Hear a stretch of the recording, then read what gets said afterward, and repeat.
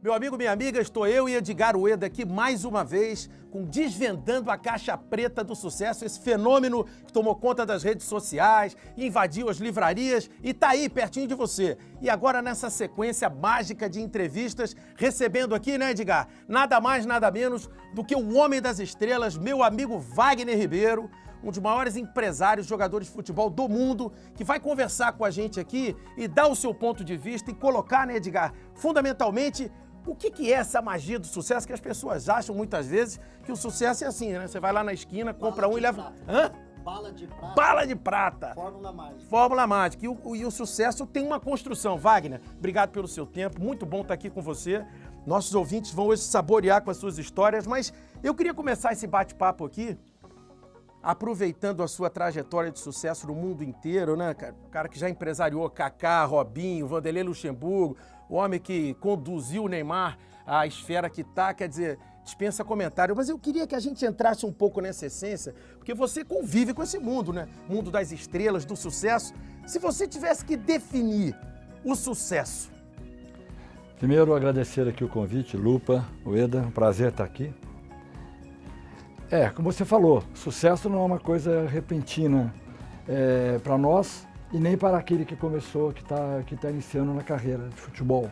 Nesse segmento, então, é muito mais difícil, porque o garoto ele é iniciante, ele sempre vem de família Humilde, né? Humilde, em precárias condições econômicas, moram mal, a maioria. E quando eles chegam no sucesso, eles chegam na fama, em pequenos momentos a vida dele muda. Basta marcar um gol num jogo de futebol, a vida muda. Eu tenho isso aí com tantos que até um deles já foi o melhor do mundo, que é o Kaká, que ele era um jogador da base do São Paulo e entrou num jogo, fez o gol e de uma hora para outra ele virou estrela do São Paulo, do Brasil, foi para a Itália e virou estrela mundial e foi considerado o melhor jogador do mundo. Você sabe que o Edgar tem um programa aqui, inclusive a gente fala sobre isso no livro, que é o Turnaround, que é a grande virada. Olha que loucura, a grande virada do Kaká foi um gol. Sim. E eu queria até complementar, Wagner, que na verdade é uma construção. As pessoas enxergam o sucesso quando ele acontece, né? Tá andando com o carrão, tem milhões, ganhou o Globo de Ouro, subiu no palco, não importa que tipo de sucesso, mas as pessoas enxergam o momento realizado. Eu quero voltar no tempo, né? Como que é a construção? Teve renúncias, teve sacrifícios, dores, abriu mão de algo. Isso tanto na sua vida como na vida dos jogadores, porque as pessoas, mais uma vez, procuram muito resultado imediato, né? Não querem construir o sucesso, querem que o sucesso aconteça por acaso. Com certeza.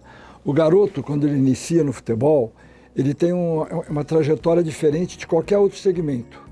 Primeiro, ele tem a família que está muito agitada, querendo o sucesso rápido para poder... Expectativa alta para poder realizar economicamente. O pai, a mãe, a avó, o tio, o irmão, família toda. Sair da escassez, né? Sair da escassez. E ele vira arrimo de família com 12, 13, 14 anos. A grande aposta. Né? A grande aposta. O pai deixa de trabalhar, não importa o emprego que ele tivesse, ele deixa de trabalhar para acompanhar o filho. Aí vem o outro problema maior, que é a responsabilidade nos ombros do menino, que ainda não tem ainda uma estrutura para isso. Psicológica não tem. Claro, o que acontece? Em 90% dos casos, os meninos não vingam. Eles não viram aquilo que o potencial deles... 90%? 90%. Olha que loucura. Porque é muita gente em cima dele. Então a bola, que para ele quando ele estava tranquilo, brincando lá na rua, no clube, era fácil. Depois que ele ficou pesado, o ombro dele pesado, com tanta responsabilidade, a bola ficou quadrada. Ele entra em campo com muito mais responsabilidade, muito mais o foco das pessoas nele para que ele responda, para que ele dê de volta o retorno econômico. Eu quero até pegar o gancho, Lupa, tá lá em um dos nossos capítulos, que é Blinde a Sua Mente, que fala de muita inteligência emocional. Então falta mais preparo primeiro para a base familiar, que vai passar isso para o filho, para o garoto, né? E o garoto já crescer com isso, né? É porque leve no caso a vida do mais segmento leve. do Wagner é meteórico, né? A gente tem, por exemplo, a construção do sucesso. A gente, como palestrante, como empresário, você leva anos construindo isso. Você tem que ter uma multiplicidade de talentos. Aqui não, aqui o cara tem um talento específico e de repente, da noite pro dia, o cara sai daquela média com um pão para comer num hotel 5 estrelas, ele não sabe nem por onde começar. Nem pegar no gasto. E aí eu te pergunto, Wagner, tem uma passagem do conteúdo do livro que a gente fala que muito mais complicado que chegar ao topo é se manter no topo. Como é que você consegue gerir a carreira dessas estrelas? Veja, a partir do momento que o garoto chega lá no topo, a primeira coisa que ele quer é um carro importado. Segundo, quer gastar o que não segundo ganhou, né? ele já arranja uma namorada, uma loira maravilhosa. E terceiro, vem o assédio. Quando o assédio é da família, eu até entendo que a família vai se juntar em prol de todos. Mas quando se junta assédio de terceiros que querem levar vantagem, é que mora o perigo, porque ele começa a ceder e aí ele vai para a noite, vai para a balada. Teve um jogador que até morreu. Eu vou citar o nome, o Denner, jogou na Portuguesa, era um mito. Segurança na Lagoa Rodrigo de Freitas, no Rio de Janeiro. Era um mito. Se ele trabalhasse comigo, eu te digo seguramente que ele não teria ido para o Rio de Janeiro naquela Mitsubishi que o levou ao acidente com um amigo dirigindo e ele deitado com o cinto e houve o choque, ele morreu enforcado. Se ele trabalhasse comigo, eu diria, fica na balada até 5 horas da manhã, pega o voo às 6 horas em Congonhas, chega no Rio às 6h45 e vai treinar às 9. Mas ele saiu da balada às 4 para chegar no Rio às 8h30. E foi um belo carro, um motorista que é um amigo dele, e aconteceu esse aí é bem interessante. Você que está ouvindo a gente aqui, amigo, olha só a sutileza para a gente fazendo quase que uma transcrição para o teu mundo corporativo.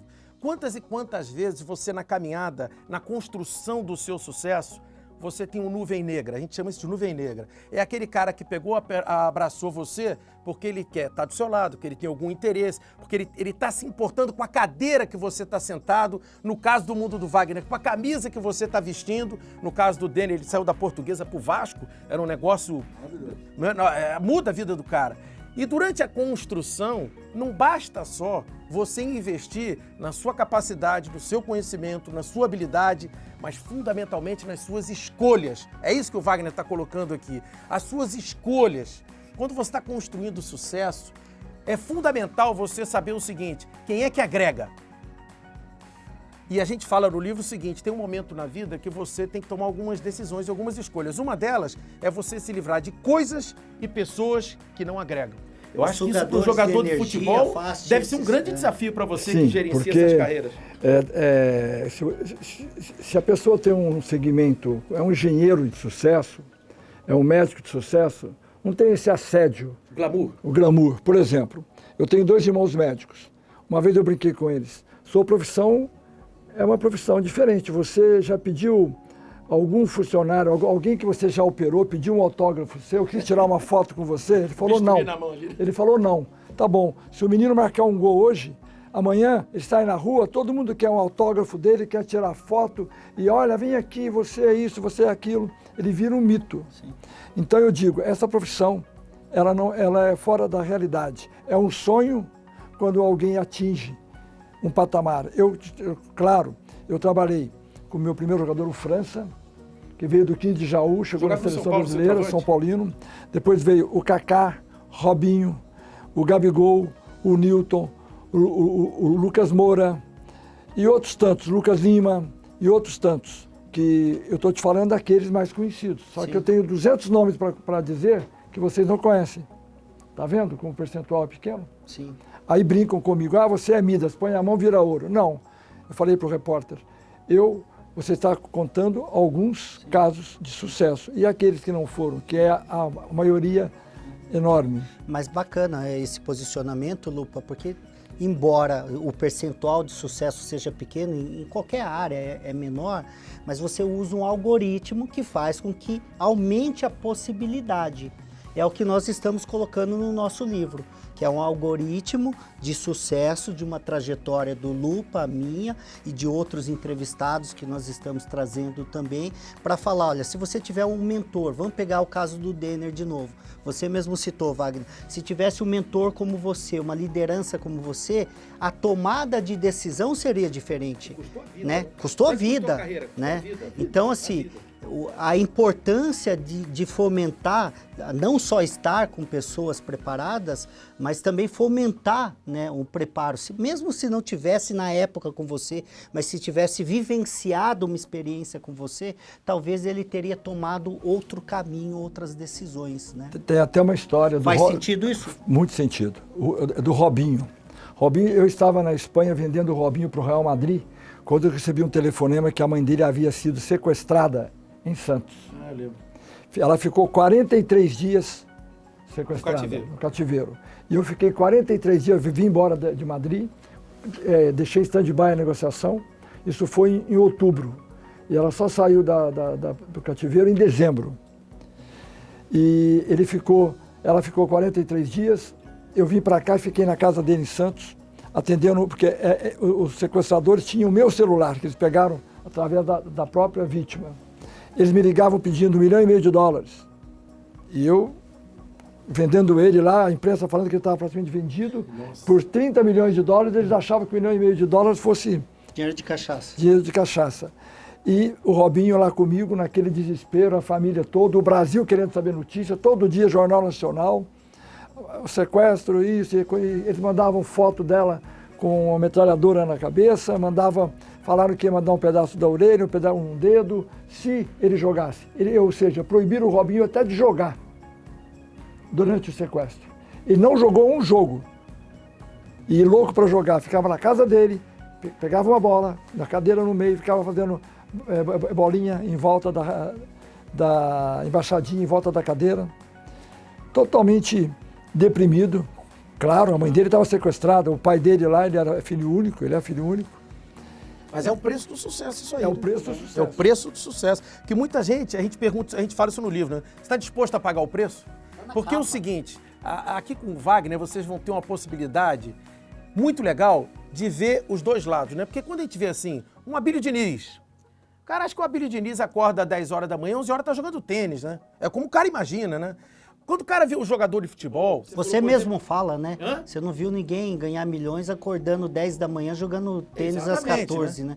Joga depois que alcançou sucesso, mas na construção não, né? Mas assim, durante essa construção, por exemplo, você falou agora do Gabigol, né? As pessoas olham, só lembram daquela imagem. Mas a vida do jogador de futebol, você que vive isso, a vida do profissional jogador de futebol é um negócio... Essa construção, ela é... difícil, né? Realmente difícil de todas as profissões. Todas. Porque de uma hora para outra ele sai da pinga para o vinho francês. Exatamente. E aqui no Brasil, todos os pais acham que o filho bateu uma bolinha aqui, lá na cidade dele, que ele é talentoso. Então jogam a responsabilidade muito em cima do empresário, para que o empresário leve ele para o Palmeiras, para o Corinthians, para o Flamengo, para o Fluminense. E isso acontece que você leva... Eu costumo levar uma média de 3, 4 garotos por dia nos clubes espalhados no Brasil para fazerem avaliações. De cada 120 que eu levo por mês, ficam 5, 6. E é muito ruim dar notícia pro garoto, olha... Não, mas eu fico imaginando você para levar o cara, como ele já não deve jogar, né? Não, eu já pedi pro pessoal... Filtrou bastante. Os scouts que trabalham comigo, eles olham os jogadores nos respectivos clubes e falam, ó, ele tem talento. Eu recebo uma média em DVD, currículo e telefone, WhatsApp, 200, 300 ligações por mês de informações de atletas. Não dá para você ler, não dá para você ver. Cato do futebol, mandando currículo. E hoje, agora está tudo globalizado, você entra no link do jogador e vê ele marcando gol. Só que ali estão só os melhores momentos. Ninguém vai colocar ali um jogo que não jogou bem. E todo mundo tem altos e baixos. Sim. E a partir do momento que o jogador tem talento, eu agora trouxe um menino para o Corinthians, chama Vitinho. Ele mora em Pinhal, aqui no estado de São Paulo. O menino tem 12 para 13 anos. É um fenômeno. O pai é caminhoneiro, a mãe é doméstica. E ele está aqui morando em frente ao Parque São Jorge, numa casa que nós alugamos. Eu acredito muito nele, pelo futebol que ele tem. E muito mais é porque ele, além da humildade, ele diz, eu vou vencer porque eu quero dar para o meu pai e para minha mãe uma casa digna. Uma casa que quando chover a gente não fique sob a chuva, que quando venta muito, cai as telhas. Ele mora num lugar precário em Pinhal. Então isso para mim, ver um menino desse crescer, esquece o lado financeiro, só a felicidade, a alegria que me dá de ver o sucesso de alguém subir na vida. Até porque o propósito dele é bem legal, a gente fala isso também, né? Que quando você não escala o sucesso estruturado num propósito, fica muito complicado, né? E as pessoas têm dificuldade de entender o que é propósito. Propósito, um exemplo básico, o que leva um cara a ser bombeiro? O porquê? Né? Por que o cara é bombeiro? Não é por causa dos 3 mil reais que ele ganha e fica lá no quartel. A realização dele é salvar vidas. O propósito do cara é salvar uma vida. Quanto vale isso? E quero puxar esse gancho, Wagner, falar de ativadores, né? Você falou desse garoto Vitinho, você falou Pinhal, até fiquei um pouco impactado que eu nasci em Pinhalzinho, uma cidade no interior. Mas enfim, o ativador dele neste momento é esse. Quero dar uma casa para minha mãe, eu quero ver minha mãe ter um player, o botão que ativa, né? O seu, nós estávamos falando aqui nos bastidores, é a paixão pelo futebol, né? É importante que ele identifique rápido o seu ativador, né? Porque em momentos de crise, momentos críticos, de dores, ele vai lembrar desse momento para ganhar força, né? Então, mas não é o teu papel esse também, Wagner? Assim, a gente quando está, enfim, comandei grandes empresas, né, aqui no Brasil, no exterior, assim, a gente tem uma preocupação muito grande de manter as pessoas alinhadas à estratégia da companhia, né? Como é que é gerenciar esses caras e manterem eles alinhados que o negócio dele é treinar, que o negócio dele, hoje em dia principalmente, o cara tem que ter capacidade de se comunicar. Você vê, eu imagino agora que alguém está dando alguma consultoria para o Bruno Henrique, porque ele tem dificuldade. O cara é um jogador de primeira linha, mas assim, hoje em dia o cara precisa, você vê um menino desse, daqui a pouco tem que começar a estudar espanhol, amigo, porque é para onde que ele deve ir, inglês, espanhol, por aí. Vou falar de 2 casos que tem a ver com o que você disse. O Kaká, desde que eu conheci o Kaká sempre foi um menino de classe média, uma família muito centrada, equilibrada, sempre falou muito bem, e ele falava claramente, olhando nos meus olhos, que ele seria o melhor do mundo. Olha. Eu olhava para ele, eu via, e claro, todo mundo tem esse sonho, então o sonho dele era normal, e ele conseguiu. Ele falava que queria algo, colocava uma meta, e foi conseguindo meta por meta. Todas ele conseguiu. Então, mas na sua opinião, qual foi o diferencial dele para de fato realizar? Porque como você falou, desejo todo mundo tem. O Kaká tinha uma coisa diferente de todos os jogadores. Ele era muito religioso.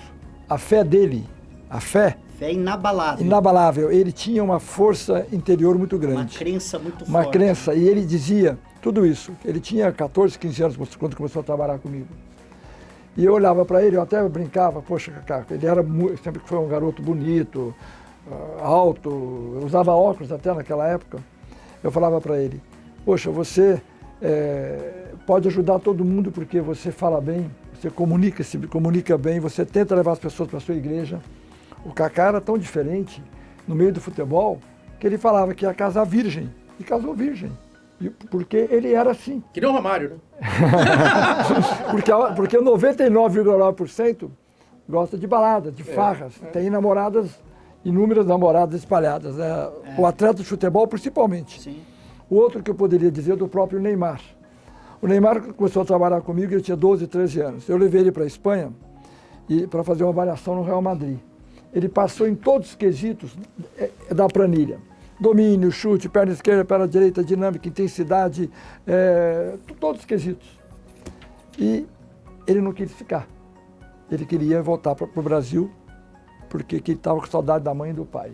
Até na alimentação dele, ele teve problemas, porque chegou lá, no começo ele almoçava bem, jantava bem, alegre, ia jogar bola. Depois de uma semana, começou não estou querendo comer isso, não queria comer aquilo. Aí eu levava ele na casa do Robinho para comer arroz com feijão. E o Neymar começou, a gente já notava que ele tinha uma personalidade forte, ele sabia o que ele queria. Eu não quero ficar aqui. O Real Madrid vai te dar €1 milhão, um salário de 25 mil euros. Ele ganhava R$150 no Santos por mês, dava para pegar o ônibus. O pai dele, louco para que pudesse ficar. Eu já tinha tudo já estruturado, então voltamos para o Brasil. Essa ida para a Espanha fez com que o Santos me chamasse a família, e nós fechamos um contato com ele baseado no que ele ia receber lá. Isso é uma coisa inédita. Com a idade dele, ele já estava ganhando R$25 mil. E tinha €1 milhão em 10 pagamentos. Que o Santos não vingou no começo, mas depois que ele foi crescendo, acabou pagando, porque ele enrolava para pagar. Enfim, é um jogador que tinha... O futebol tinha personalidade, e hoje o Neymar virou um mito mundial. Ele não tem sossego. E todo mundo fala que ele é mala, que ele é isso, que ele é aquilo, porque é o jeito dele. Se ele sentar aqui, todo mundo aqui vai gostar dele, vai brincar com todos, vai dar risada, humilde, simples. Porém, o assédio é tanto que ele fica arredio, ele fica com medo até. Em qualquer ambiente que ele vá, em qualquer parte do mundo, ele tem problemas. Todo mundo quer autógrafo, todo mundo quer tirar foto, então é multidão. E isso incomoda, ele não pode ir no cinema. Ele, quando vai numa festa, ele tira o brilho da festa da aniversariante, vem o brilho para ele. Olha, não, tem coisas que ninguém imagina, né? Vocês estão ouvindo coisas aqui que a gente não imagina. A gente só vê o cara pedalando, fazer gol, porque o cara é um fenômeno. Só pra você saber, eu vou te falar... E julgando, o que é pior. Ô, Edgar... Olha o que o Wagner tá falando. E julgando. A gente só conhece uma versão do Neymar. A outra versão estamos conhecendo. Mas esse também é o agora. preço do sucesso, tá? Sim. Isso aí que tá acontecendo com ele é o preço do sucesso.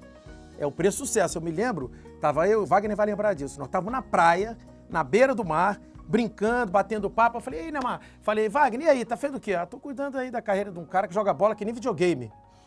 Lembra disso? Eu falei, você tá com o Neymar? Tô. Falei, bom, agora, bicho, agora é o seguinte, agora o bicho vai pegar, porque é um negócio que foge do controle muito rápido. Tudo foge do controle. Quando você atinge um patamar que nem você, ninguém imagina, um negócio que você acha que é inatingível, como é que é a história que a gente chama aqui de que o fácil não é chegar ao topo, o difícil é se manter no topo, né? Mas aí vem a estrutura familiar. Isso. Você falou do Kaká. O Kaká foi meu vizinho em Orlando, no Isleworth. Morava lá do lado dele. O Kaká é uma personalidade, cara, assim. O americano ama o Kaká. Ama. O Orlando City lá deve muito a ele, porque ele é o estereótipo do cara correto, bebeto, né? Assim, o pessoal que é apaixonado por futebol vai se deliciar aqui, vai ver essa entrevista 4 vezes, né? Por quê? Porque esses caras, eles têm uma missão, né? Às vezes, quando tinha uma briga em campo, os repórteres falavam, o exemplo que os caras estão dando para as crianças. Hoje, quantas pessoas seguem o Gabigol? As crianças pintam o cabelo igual a ele, fazem assim. Mas acima de tudo, Lupe, eu acho que é a clareza. Nós falamos de objetivo, aspiração, sonho, propósito, mas a clareza. Definir o propósito, cara, dedicação, disciplina, nós sabemos disso, né? E aí não para até conseguir. Agora, tem o caso contrário, aquele jogador que tem potencial, porém ele não tem juízo. O Adriano Imperador. Mas o Adriano ganhou muito dinheiro e chegou a ser famoso. Agora ele tem aqueles que jogaram, por exemplo, no Santos Futebol Clube. O menino tinha todo o talento para ser um novo Robinho, um novo Neymar, mas não. A companhia atrapalhou, a namorada no interior, ele queria ir lá todo fim de semana, bebida, chegou na droga. Acabou. A companhia determina também. E o contrato desse atleta hoje está suspenso no Santos até hoje. E ele ganha um salário de R$80 mil, que é no meio, muito pouco. No meio do futebol, pouco. Mas que para o brasileiro é muito. Sim. Ô Wagner, a gente teve um exemplo trágico essa semana aí, né, que passou, que foi a morte do Kobe Bryant. Sim.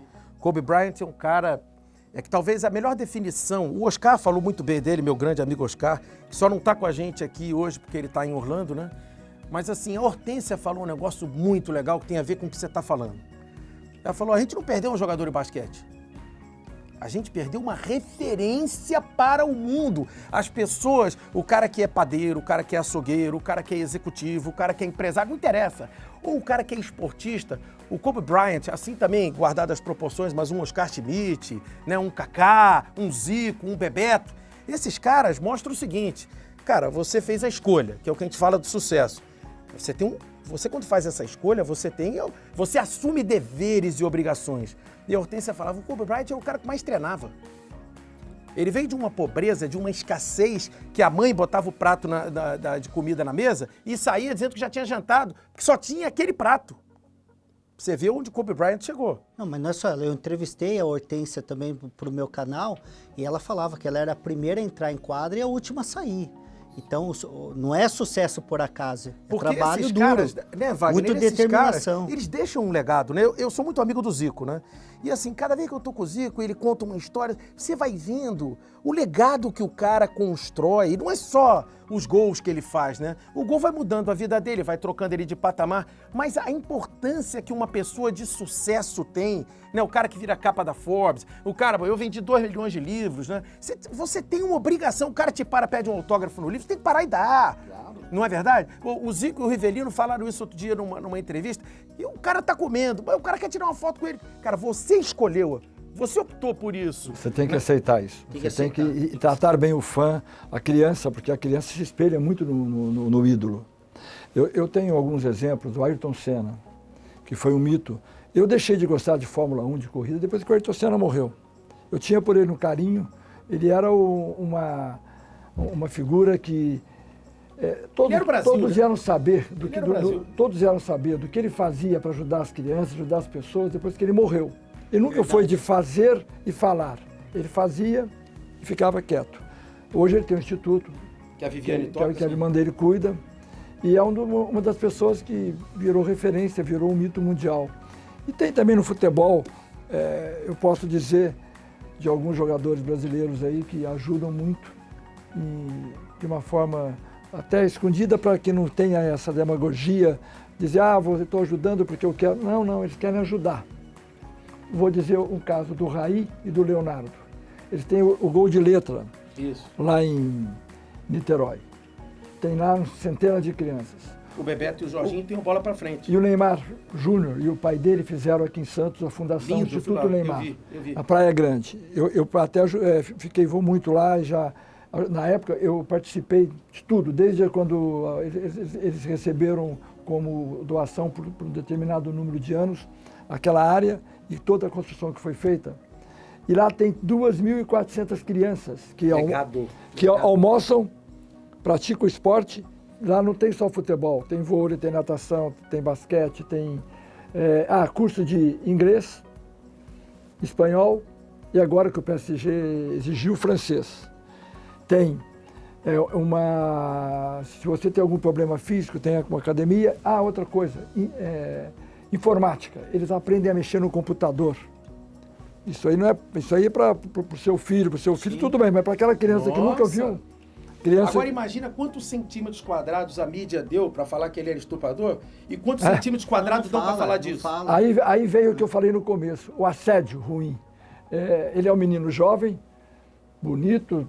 Claro que as mulheres querem, quem não queria namorar o Neymar dessas meninas? Famoso, rico, bonito, com tudo, e ela vira uma superstar ao namorar o Neymar. Ou namorar outro jogador da mesma forma.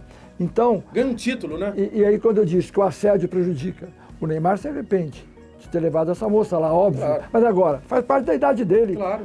Eu já fiz isso, você já fez, é normal. Quando tem 20 anos de idade, pode tudo. Claro. Não é casado? Wagner, eu queria, pra gente tentar fazer um fechamento desse nosso papo, eu deixei a parte mais crítica por fim, que é a minha visão. Porque o cara vou pegar esse teu exemplo, o cara vai e faz um gol, muda a vida dele. Eu tava no Peru agora, em Lima, assistindo a final da Libertadores, você sabe que eu sou Flamengo doente. Quando acabou o jogo, eu olhei pro Gabigol e falei, bom, se o cara era 10, agora ele é 100, né? Ou 1 milhão, ou 1.000, porque a vida do cara agora vai para outra dimensão. Só que no meio desse caminho, tem, ali no caso do Flamengo, um cara chamado Jorge Jesus. E no meio de caminho de qualquer jogador, tem a figura do líder. O técnico, quer queira, quer não queira, é o líder. Como é que esses caras se dão e como é que você faz para ajudar ele a entender que a liderança positiva, que a gente explora muito isso, que o cara, para ter sucesso, o cara tem que ter um pouco de punch, de liderança, de se inspirar. Coletividade. Como? Coletividade. Coletividade é nova pra gente. E também existe uma coisa que no futebol que nós chamamos de atleta bom de vestiário. Aquele que chega lá é humilde, por mais bola que ele jogue que o outro, e por melhor que seja, ou muitas vezes multiplica o salário do outro. Você não pode comparar o salário do Neymar com o salário de um jogador comum. O Neymar é um dos 3 maiores salariados do mundo. Então, o técnico, ou o dirigente, ou alguém lá dentro é líder. E vai fazer com que esse ambiente flua de uma forma natural e que ele possa ajudar o time dentro de campo. E é o caso do técnico do Flamengo. Ele pegou ali várias estrelas vindo de fora.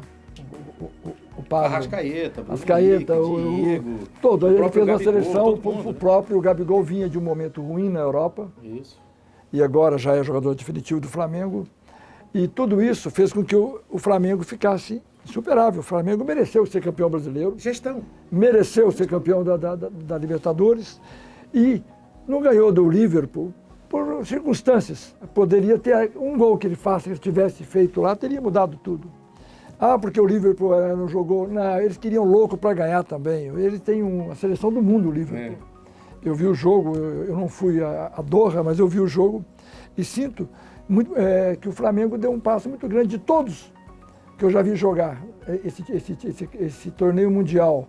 Que eu sou São Paulino e eu fui a Tóquio assistir uma vez. São Paulo ganhou do Barcelona, até que o Miller com um gol de bumbum lá. E o Flamengo poderia ter ganho, e de todos o Flamengo fez muito bonito. Do que os últimos aí que foram lá, perderam feio, perderam... O próprio Santos, do Neymar, perdeu de 4 a 0. Não dá para ter sucesso sem gestão. O Santos perdeu de 4 do Barcelona. Mas eu não vou perder essa oportunidade, não. Eu vou voltar. Para a gente ir na questão da liderança. Como é que é, por exemplo, o técnico do PSG olhar para o lado e ver o Neymar? Tudo bem que tem um Cavani, tem um OBP lá e tal. Mas olhar, ver o Neymar, aquele cara milionário, referência no mundo inteiro, e ele virar para o Neymar e falar, ó, você tem que fazer assim. Como é que você prepara para absorver uma liderança? Para ouvir e aceitar, né? Mas o Neymar sabe, ele aprendeu. Ele já teve aqui no Santos problema com o Dorival Júnior na época, que ele xingou, na época do Ganso também. Porque ele queria bater um pênalti, essas coisas que acontecem. Mas lá na Europa já é diferente, eles são muito exigentes, horário... É profissionalismo mesmo. São profissionais mesmo. O cara sabe que o líder é aquele, eu vou seguir o líder. E se o técnico fala, joga na esquerda, ele joga na direita. Lógico que eles também fazem um diálogo, eles têm um diálogo para poder ver o que é melhor. Mas, sem dúvida, o jogador, quando ele vai para a Europa, ele sabe que vai ganhar muito dinheiro, mas ele tem que obedecer às normas. Aqui no Brasil, eles ganham bem menos e não obedecem nada. Dá uma, né? O cara chega à noite, passou a noite na balada, está com o cheiro de vodka, vai treinar, aí na hora que vai falar com alguém, ele faz assim, todo mundo percebe. E eu quero, Wagner, para também encerrar aqui, fazer uma pergunta, que é o DNA do nosso livro. No momento da construção, não o Wagner de hoje, que momento que você teve que fazer uma escolha, uma decisão, que você teve que abrir mão de algo que talvez era importante para você naquele momento? Quando ele pegou e disse assim, eu vou ser um empresário, meu caminho é esse aqui, o sucesso está aqui. E nesse momento, foi um momento muito desafiante, difícil na sua vida, mas que foi um divisor, que foi alavancou a sua evolução, o seu crescimento. A minha vida é muito engraçada e muito daria... E teve, perdão, tem que ver se teve. Né? Teve. Minha vida daria para escrever um livro. Quando eu era criança, eu morava numa cidadezinha de 6 mil habitantes. 6 e eu tinha 6 mil, Pratápolis, Minas. E eu tinha um hobby, um prazer, de pegar as tampinhas de garrafa que eu pegava no bar do meu avô, e pegava as tampinhas, tirava a rolha para ser a bola, e as tampinhas eu colava, que eu pegava no jornal, na revista Pracar, eu pegava a foto do jogador e colava nas tampinhas. Então eu tinha lá todos os times do Brasil. Era o meu hobby. E eu pegava 2 palitos de picolé e mais um outro, uma trave, a redinha da laranja e fazia um gol. E tinha 2 gols, os jogadores com a foto e o uniforme. Mapa mental. Tá, e eu queria ver o Pelé jogar no São Paulo. Eu falava, poxa vida, se o empresário do Pelé deveria levar ele para o São Paulo, que eu era São Paulino, como joga o Pelé? Eu pegava tudo com os dedos, jogo de botão. Claro. E eu brincava lá, e o Pelé tem que jogar com o Gerson, com o Pedro Rocha, com o Toninho, com meus ídolos. E achava que aquilo lá era uma coisa louca. Poxa vida, por que o Pelé não jogou no São Paulo? São Paulo tem o Morumbi, que é muito maior do que a Vila Belmiro. O São Paulo tem mais torcida que o Santos, e o Pelé não jogou.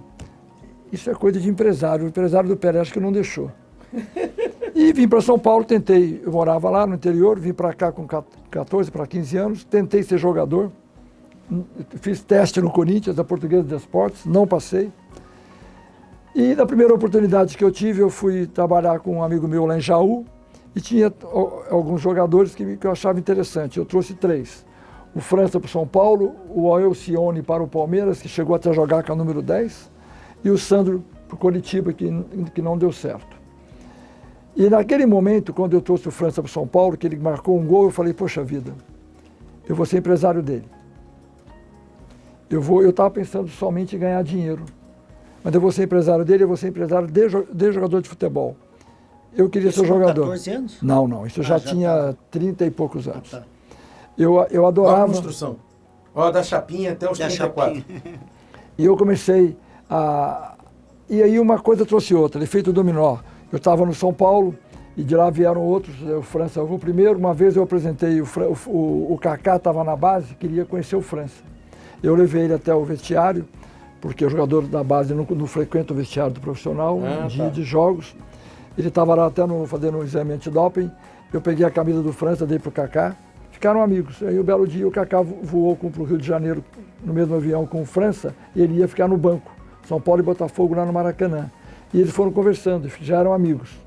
Aí eu falei, poxa vida, é isso que eu vou fazer na vida, juntar as pessoas, e daí vieram outros. Relacionamento. O Santos eu tive o Robinho. Indicação. Veio o Neymar. Olha aqui, ó, o Robinho, Neymar e Gabigol. Estou falando dos 3 últimos nomes do Santos que são sucesso. São Paulo, eu por ser São Paulino, o Kaká, o Lucas Moura, o Ilcinho. E eu tive jogador em todos os clubes. Então, o que fez com que eu optasse por essa profissão é o amor e a paixão pelo futebol. Queria ser jogador. Que loucura, né? Esse nosso bate-papo aqui só falta, sabe o quê? O boteco. Porque nós íamos ficar aqui horas e uma cervejinha, um torresmo. Mas eu vou pedir para você, Wagner, para a gente encerrar agradecendo o teu tempo, a tua disponibilidade, esse show de bola que foi isso aqui. Mas eu queria encerrar com você dando uma mensagem para a nossa audiência, que são milhões de pessoas que nos seguem nas redes sociais, que vão ter acesso ao livro, que têm acesso aos vídeos. A pessoa que está agora com o seu desejo, a pessoa que está agora com o seu sonho, imaginando ser um empresário de futebol, imaginando ser dono de uma rede de supermercado. Qual é a mensagem que você deixa para esse cara que está iniciando a construção de um sucesso?